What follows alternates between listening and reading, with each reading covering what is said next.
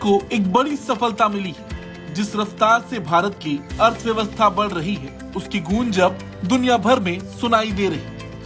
कई international rating एजेंसियां भारत की इकोनॉमी को लेकर पॉजिटिव नजर आ रही हैं। ऐसे में भारत ने एक और मुकाम हासिल कर लिया है। 22 जनवरी को भारतीय शेयर बाजार ने बड़ी उपलब्धि हासिल की।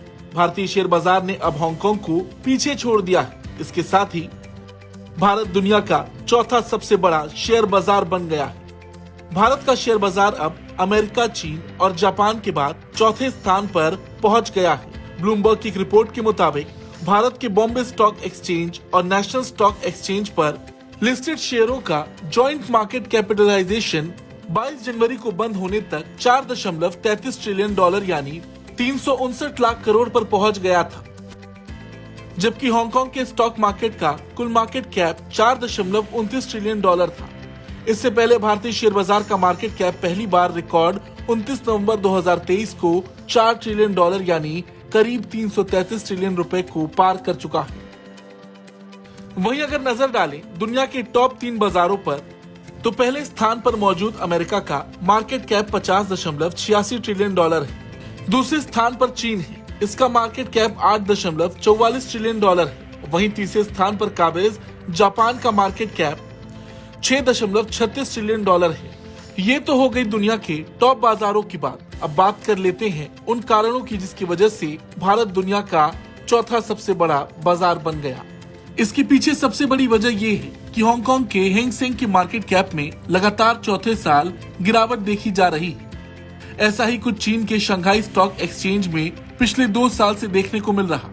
दरअसल चीन की अर्थव्यवस्था में कोविड महामारी के बाद से ही गिरावट दर्ज की जा रही है। बीजिंग में कोविड-19 के कड़े नियमों के चलते वहां के बाजार से निवेशकों ने कदम पीछे खींच लिए थे। अब दूसरी तरफ भारत की बात कर लें तो दुनिया भर की बड़ी कंपनियां चाइना प्लस 1 की स्ट्रेटेजी अपना रही, जिसका सबसे ज्यादा फायदा अब भारत को मिल रहा।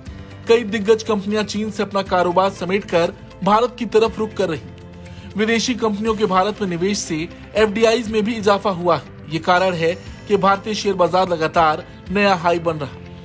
इसके अलावा आपको बता दें कि इसी साल देश में लोकसभा चुनाव भी होने हैं, जिससे लोगों को मैक्रो इकोनॉमिक एक्टिविटीज में सुधार और रेट ऑफ इंटरेस्ट में कटौती होने की उम्मीद है। लेकिन बड़ी बात यह है कि भारत अब चौथे स्थान पर आ चुका है। भारत से ऊपर सिर्फ जापान, चीन और अमेरिका है। बड़ी बात यह है कि भारत जिस रफ्तार से आगे बढ़ रहा, चीन और जापान भी आने वाले सालों में पीछे हो सकते हैं, क्योंकि अब जैसा कि देखा जा रहा है मार्केट में कई देशों ने चीन का साथ छोड़कर भारत की ओर रुख कर लिया है। जापान की कई बड़ी कंपनी इस वक्त भारत आने के विचार में है। एप्पल भारत आ चुका है, टेस्ला भी बहुत जल्द भारत आ सकती है। ऐसे में चीन के लिए आगे की राह इतनी आसान नहीं होने वाली।